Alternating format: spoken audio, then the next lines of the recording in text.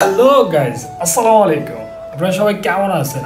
আশা করি অনেকটাই ভালো আছেন। তো নতুন একটা ব্লগ নিয়ে আপনাদের মাঝে উপস্থিত হয়ে গেলাম। আজ তো হচ্ছে 23 তারিখ শুক্রবার। তো আজকে সারাদিন কি করব সেটা আপনাদেরকে দেখাবো, এবং কি আজকে কিছু আরও অনেক আগে ঘুম থেকে উঠছে। উঠা সত্যি কথা যেটা ফ্যানের অবস্থা দেখে ভাই বিশ্বাস করেন আমার কাছে টাকা নেই, নাহলে আমি অনেক টাকা তাদেরকে মানে ধান না, তাদেরকে হেল্প করতাম।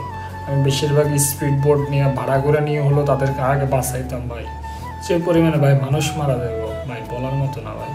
শুধু একমাত্র আল্লাহর কাছে বলতেছে, আল্লাহ তুমি মানুষগুলোকে রক্ষা করো এবং কি মানুষগুলোর খাবারের যে কোনোভাবে ব্যবস্থা করে দাও।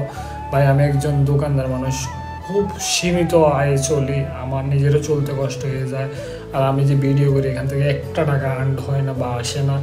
তো যদি আসতো তাহলে ওই টাকা দিয়ে মানুষকে দান করতাম বা হেল্প করতাম বা গিয়ে মানুষ উদ্ধার করতাম। কিন্তু সত্যি কথা যেটা আমার সেরকম কোনো সামর্থ্য নেই। যদি আমার ভালো কিছু ফলোয়ার থাকতো বা বড় অঙ্কের কিছু ফলোয়ার থাকতো, দরকার প্রয়োজনে মানুষ পরে কি বলবে সেটা পরের হিসাব, কিন্তু মানুষের জীবন বাঁচানোর জন্য আমি টাকা তুলে হলেও যেতাম। কিন্তু আসলে গাইজ সেটা আমার প্রতি সম্ভব হতেছে না, কারণ হচ্ছে আমার সেরকম কোনো ফলোয়ারও নয়, সেরকম আমি টাকা পয়সাওয়ালা কোনো বাপের ছেলেও না।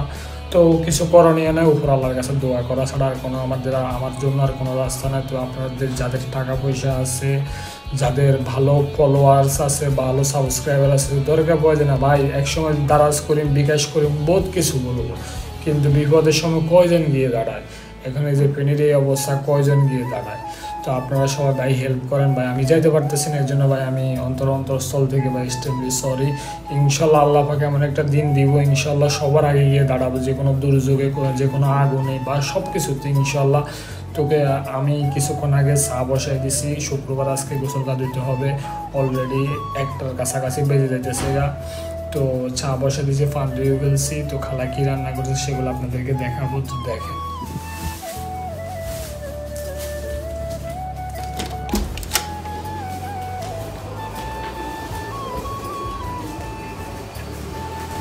চা বসাই দিয়েছি, আর আমার মিল হয়েছে 2টা, আজকে মুরগি রান্না করছে। তো এইগুলো সবগুলো মুরগি, এইগুলো সবগুলো মিল, ডাল আছে, আর এটা হচ্ছে আপনার ভাত। আর আমার অনেকগুলো চা নষ্ট হয়ে গেছে একবারে পুরো, কালকে চা একটু কম বিক্রি হয়েছে। তো এগুলো সবগুলো চা ফালা দিতে হবে। এই যে পুরো চা, এই যে দেখছেন, ওগুলো সবগুলো চা ফালা দিতে হবে, কারণ চাগুলা সবগুলো নষ্ট হয়ে গেছে। নামাজ পড়ার জন্য বের হয়ে গেছি, তো এখন নামাজ পড়তে যাব। আর একটু লেট প্রতিদিন শুক্রবারে আমার মোটামুটি আলহামদুলিল্লাহ ভালোই লেট হয়। তো আর যেটা সত্যি কথা আমার 5 ওয়াক্ত নামাজ পড়া প্রয়োজন, আমি একজন মুসলমান, এটা হচ্ছে সবচেয়ে বড় কথা। আর এখন দ্রুতই চলে যাবো মসজিদে, নামাজ শেষ করে বের হলাম। তো মসজিদে বন্যা কবলিত মানুষদের জন্য দোয়া করছে।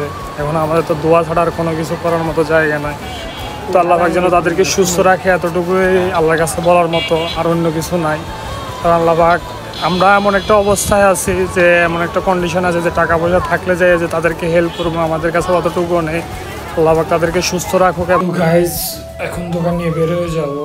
এই যে ফ্লাক্স নিয়ে চলে আসছি, তারপরে ব্যাটারি নামাই ফেলে যে পান রেডি করছি, এগুলো নিজে নিয়ে এখন রেখে দিয়ে আসবো। আর সত্যি কথা হচ্ছে মানে ফ্যানের অবস্থা খুবই খারাপ ভাই। নেটে ঢুকলে ভাই বিশ্বাস করেন মানে কলিজাটা কাইপা ওঠে, মন চায় যে কলিজাটা ছিঁড়ে তাদেরকে দিয়ে দিই। আর যে অবস্থা মানুষ ঘরের ছালের উপরে বসে রয়েছে, যে অবস্থা মানুষ ছাদের উপরে বসে রয়েছে ভাই, মানুষ কি অবস্থায় আছে বন্যায়, আল্লাহ তুমি তাদেরকে রক্ষা করো। দোকানদারি চলতেছে আলহামদুলিল্লাহ, দোকানদারি করতেছি। আর নোয়াখালীর অবস্থা খুবই খারাপ, আরও ধীরে ধীরে পানি বাড়তেছে। পানি কমার বলতে কোনো শব্দ নাই, এবং কি অলরেডি এই যে দেখেন ঢাকাতেও আকাশে মেঘ আছে। তো ঢাকাতে মেঘ হইতেছে, এবং কি নোয়াখালীতেও প্রচুর পরিমাণে বৃষ্টি হইতেছে। এত পরিমাণে যে বৃষ্টি হইতেছে, মানুষ যে একটা কিছু সাইড আরেকটা কিছুতে যাইবো বা বাসা বাড়ির সাইডে আশ্রয়কেন্দ্রে যাইবো, বৃষ্টির জন্য বেরোতে পারতেছে না, এমন একটা সমস্যা হয়ে গেছে গা। তো আমার প্রত্যেকটা মানুষের প্রতি বিশেষভাবে অনুরোধ হচ্ছে যে কি খাওয়ার অতিরিক্ত পরিমাণে যাইতেছে। নোয়াখালীতে খাওয়ার কোনো অভাব নাই, কিন্তু শুধু আপনারা স্পিড বোট বা আপনার যে কোনো বোটগুলো নিয়ে যান মানুষগুলো উদ্ধারের জন্য। মানুষ যদি বেঁচে থাকলে একসময় আজ হোক কাল হোক ইনশাল্লাহ খেতে পারবে। মানুষ ম্যাক্সিমাম 3 দিন না খেয়ে বেঁচে থাকতে পারে, কিন্তু মানুষ যদি পানিতে মারা গেলে ওই মানুষ তো আর ব্যাগ আনা যাবে না। এই জন্য বলতেছি যারা টাকা দান করতেছেন বা দান করবেন ভাবতেছেন, সবার প্রথমে আমি বলি ভাই একটা স্পিরিট বোট ভাড়া করে হলেও আর কিছু মানুষ উদ্ধার করেন, তাহলে জীবন একটা কথা বলতে পারবেন যে কিছু মানুষ বাঁচছে আপনার জন্য। দোকানদারি শেষ করে এখন যাব হচ্ছে রাকিব স্টোরে। রাকিব স্টোর থেকে কিছু মাল আনতে হবে। আর এর যে ট্রেন ঢুকতেছে বর্তমানে, ট্রেন, তো ভিডিওটি দেখতে থাকুন। রাকিব স্টোরে যাবো, কত টাকা বিক্রি করছে আপনাদেরকে সেটাও দেখাবো। রাকিব স্টোরে কিন্তু চলে আসছি। তো আজকে আলহামদুলিল্লাহ ভালো বেচা কিনে হয়েছে আমার, শুক্রবার দিন আলহামদুলিল্লাহ ভালো বেচা কিনা হয়। তো আজকে বিক্রি হয়েছে আমার 6500 টাকা বিক্রি হয়েছে।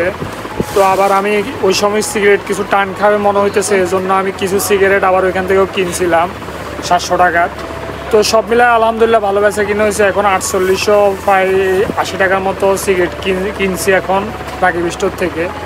আর বাংলাদেশের ফেনীর অবস্থা খুবই ভয়াবহ।